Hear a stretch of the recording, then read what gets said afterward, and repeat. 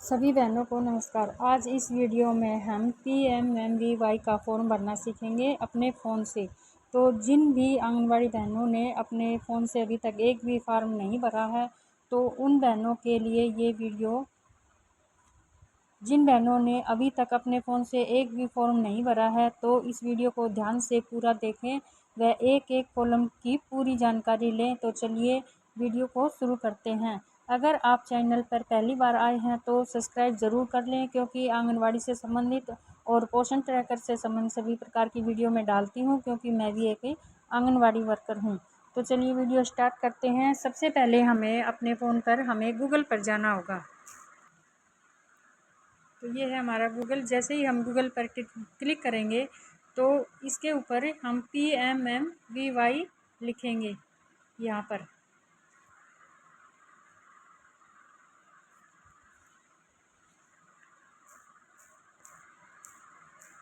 PMMVY लिखते ही हमारे जो ये सबसे नीचे इसके नीचे आया है, ये PMMVY.nic.in लॉगिन, इस पर क्लिक करेंगे। पास ये जो सबसे पहला ऑप्शन आया है, ये वाला PMMVY प्रधानमंत्री मातृ वंदना योजना, इस पर क्लिक करेंगे। अब ये हमारे सामने PMMVY महिला एवं बाल विकास मंत्रालय का हमारे ये डैशबोर्ड है। इसमें जो ये इस तरफ से ये लॉगिन लिखा हुआ है, इस पर क्लिक करेंगे। अब ये हमसे मांग रहा है यूज़र आईडी और पासवर्ड। हमें विभाग की तरफ से जो भी हमें यूज़र आईडी मिली हुई है वो इसमें भरनी है, और उसके बाद जो हमारा पासवर्ड हमने बना रखा है वो इसमें हमें भरना है। दोनों चीज़ भरने के बाद जो ये नीचे कैप्चर दिखा रखा है, ये C45KRB, ये छोटा है वो छोटा और बड़ा है वो बड़ा, बिल्कुल एज इट इज़ हमें भरना है। ये भरने के बाद हम इस पर नीले रंग वाले पर लॉगिन कर देंगे। तो चलिए हम पासवर्ड यूज़र आईडी भरकर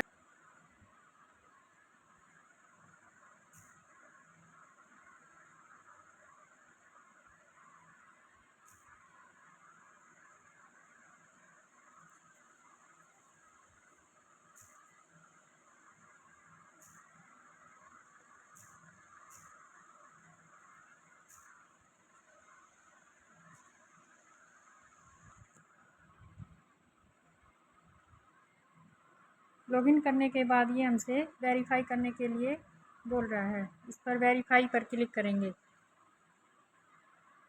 वेरीफाई पर क्लिक करने के जैसे ही हम वेरीफाई पर क्लिक करेंगे, हमारा जो ये फ़ोन नंबर है, जिस नंबर से हम यूज़र आईडी पासवर्ड हमारा बनाया हुआ है, उसी नंबर पर एक OTP आएगा। तो आप इसके लिए तैयार रहें OTP के लिए।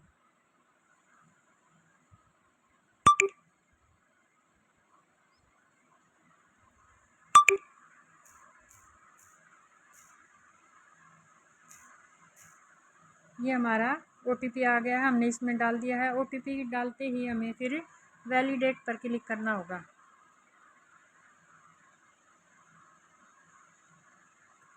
वैलिडेट पर क्लिक करते ही हमारा ये जो डैशबोर्ड है PMMVY महिला एवं बाल विकास मंत्रालय, ये हमारा खुल कर आ गया है। और यहाँ पर ये डैशबोर्ड है। इसके बिल्कुल ठीक ऊपर ये 3 लाइनें हैं, इन पर हमें क्लिक करना है। अब ये हमारी नीली पट्टी जो आ गई है, इसके ऊपर जो सबसे पहले वाला है डाटा एंट्री, इस पर हमें क्लिक करना है।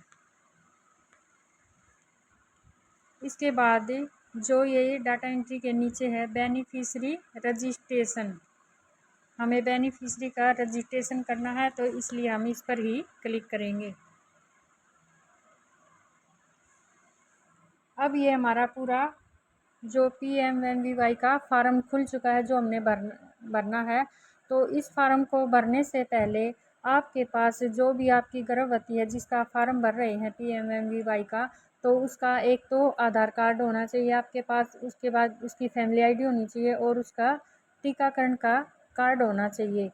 इनमें से आप फैमिली आईडी की एक साफ़ सुथरी फ़ोटो खींच लें और उसका स्क्रीनशॉट ले लें, अपनी गैलरी में सेव कर दें उसको।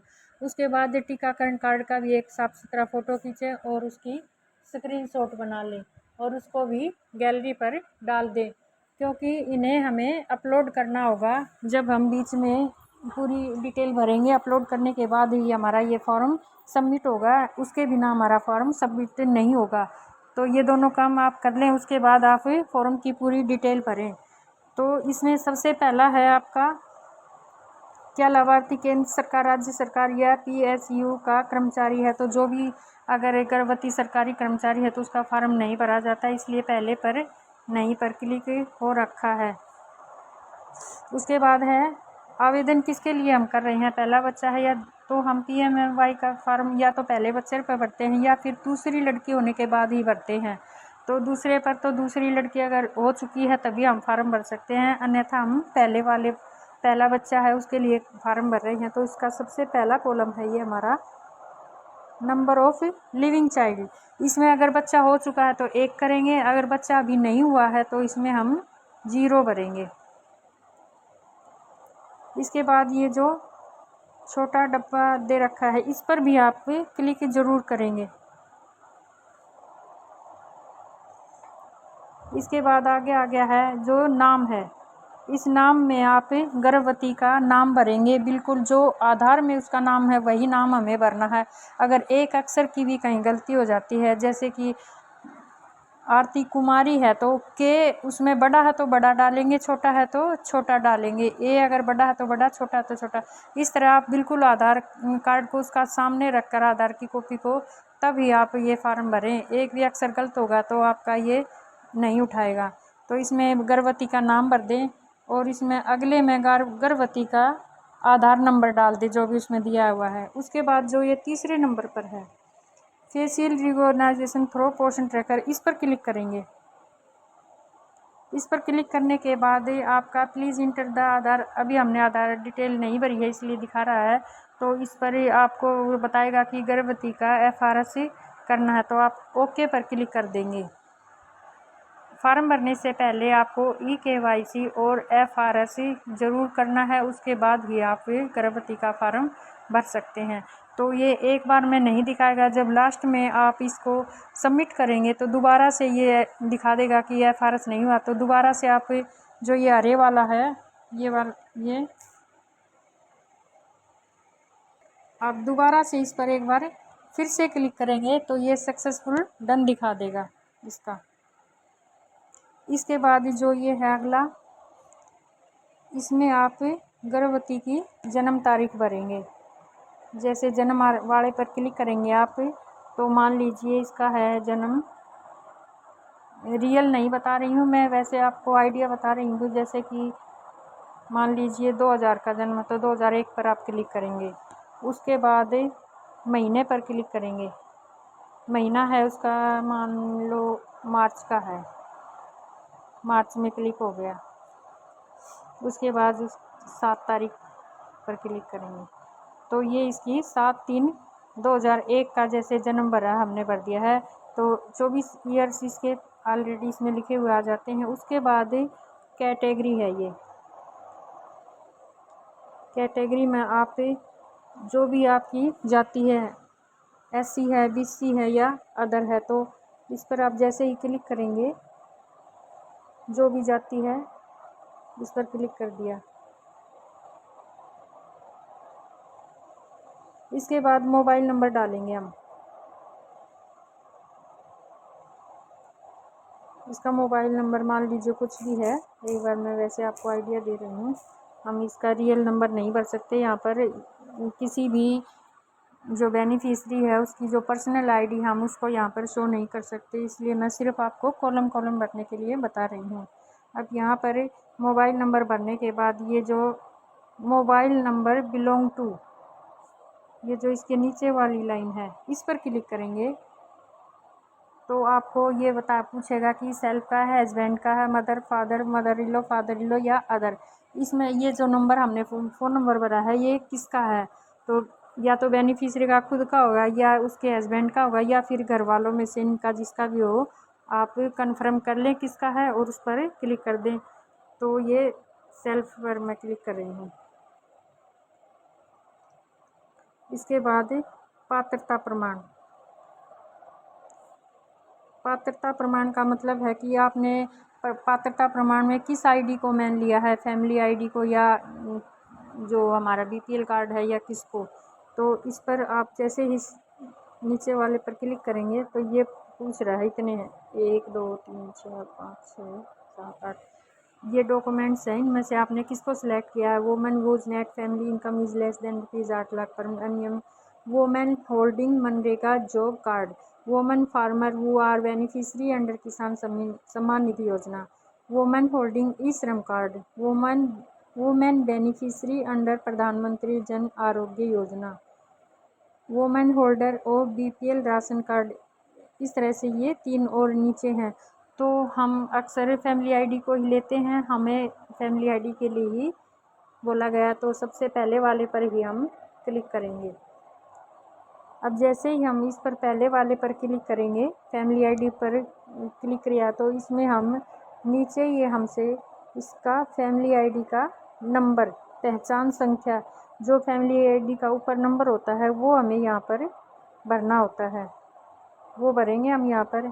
इसके बाद सबसे जो मेन ज़रूरी काम है ये यहाँ पर यही वाला है, फाइल अपलोड करें। जो हमने फैमिली आईडी इसमें नंबर भरा है उसकी हमने जो स्क्रीनशॉट ले फ़ोटो खींच के उसकी स्क्रीनशॉट जो हमने गैलरी में की थी, अब उसकी फ़ाइल हमें यहाँ पर अपलोड की है। तो वो कैसे करनी, इस पर आप क्लिक करेंगे। अब ये क्लिक करने के बाद ये जो दूसरा नंबर है, पहले वाला ये कैमरा है, उसके बाद दूसरा फ़ोटो एंड वीडियो ये लिखा हुआ है।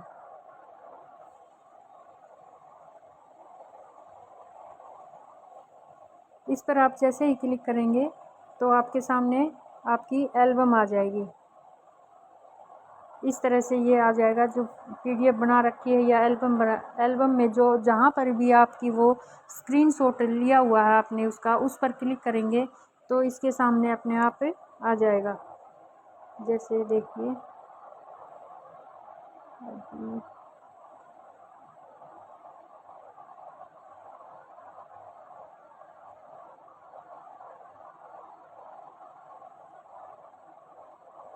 इसका स्क्रीनशॉट जहाँ पर भी आप ले करके और यहाँ पर करेंगे तो इसकी यह यहाँ पर अपने आप उठा लेगा। उसके बाद अगला कॉलम आता है हमारा MCTS नंबर। MCTS नंबर जो हमारे टीकाकरण पर 10-12 अक्षरों का होता है, वो हमें यहाँ पर नंबर डालना है। इसके बाद ये पूछता है अगला जो नेक्स्ट है, इसमें पंजीकरण की तिथि, गर्भवती ने रजिस्ट्रेशन कब करवाया है। उसके बाद फिर से ये इसकी अपलोडिंग फाइल मांग रहा है, चूज़ फाइल। जैसे हम चूज़ फाइल पर क्लिक करेंगे इस पर, तो हमारा फिर से ये फ़ोटो एंड वीडियो होगा। इस पर क्लिक करेंगे तो हमारी एल्बम खुलेगी। एल्बम में जहाँ पर भी वो स्क्रीनशॉट है टीकाकरण कार्ड का, उस पर जैसे ही क्लिक करेंगे तो ये अपने आप यहाँ पर आ जाएगा। इसके बाद जो ये नेक्स्ट है, इससे अगला अंतिम माहवारी में हम LMP डेट, इसकी जो LMP डेट है वो डालेंगे यहाँ पर। इसके बाद जो उसकी फर्स्ट ANC है, यानी कि पहली बार वो जो टीकाकरण के लिए गई है, उससे जो फर्स्ट बार वो गई उसकी ANC डेट यहाँ पर डालेंगे। उसके बाद अगला है ये क्या बच्चा पैदा हुआ है,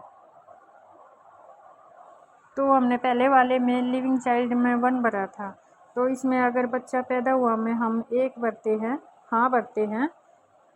अगर हो चुका है तो हाँ भरेंगे, अगर अभी नहीं हुआ है तो नहीं में भरेंगे। तो हम यहाँ पर हाँ भर देते हैं। तो जब तक हम ऊपर की डिटेल नहीं भरते हैं तो नीचे वाली भी डिटेल भी नहीं भरी जाएगी। आप जैसे LMP डालेंगे, उसमें रजिस्ट्रेशन डालेंगे, उसके बाद इसमें बच्चे में हाँ या नहीं पर क्लिक करेंगे तभी होगा।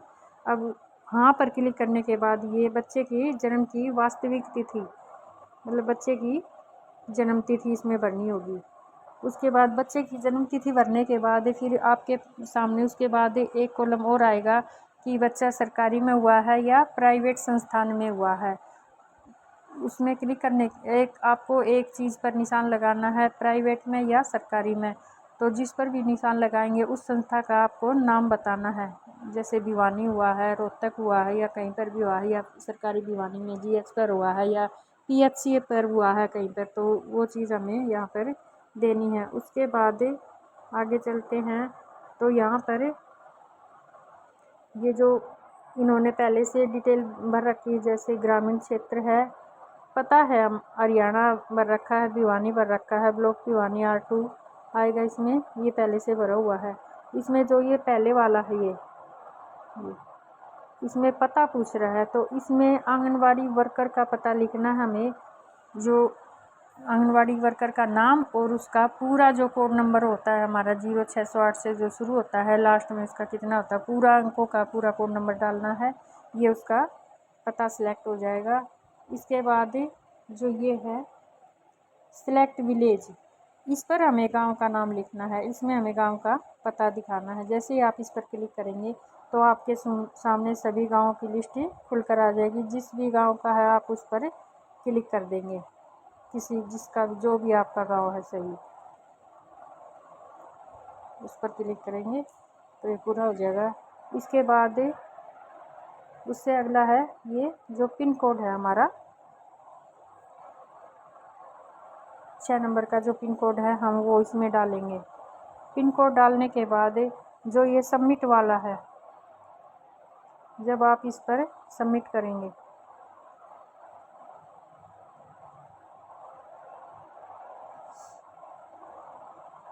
आप जब सबमिट करेंगे तो ये एक बार में सबमिट नहीं होगा, एक बार आप फिर से जैसे पूरा नीचे की तरफ इसको सरका करके ऐसे ये देखेंगे तो इसमें पता चल जाएगा आपका। अगर कोई भी कॉलम छूटा हुआ तो उसके नीचे लाल अक्षरों में लाइन लिखी हुई मिलेगी, उसको आप पूरा फिल करेंगे तो आपका फिर सबमिट होने से पहले आपको एक बार फिर से जो ये facial recognition through portion tracker है, इस पर आपको फिर से क्लिक करना होगा और ये आपको फिर से एक बार ओके करना होगा, तब आपका ये सक्सेसफुली दिखाएगा।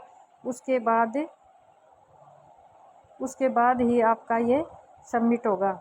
सबमिट होने के बाद अगर आपका आ जाता है कि बेनिफिशियरी रजिस्ट्रेशन सक्सेसफुली, तभी आपका ये सक्सेसफुल होगा रजिस्ट्रेशन। ये हाथों हाथ उसके बाद आप लिस्ट में चेक करेंगे, कहाँ से लिस्ट में चेक करना है, कौन से नंबर पर क्लिक करना आपको। बेनिफिशियरी का अगर आपको पास आईडी नहीं है तो बेनिफिशियरी का नाम कैसे आप तलाश करें, या फिर आईडी है तो उससे आप बेनिफिशियरी को कैसे ढूंढें लिस्ट में, तो ये मैं आपको अगली वीडियो में बताऊंगी।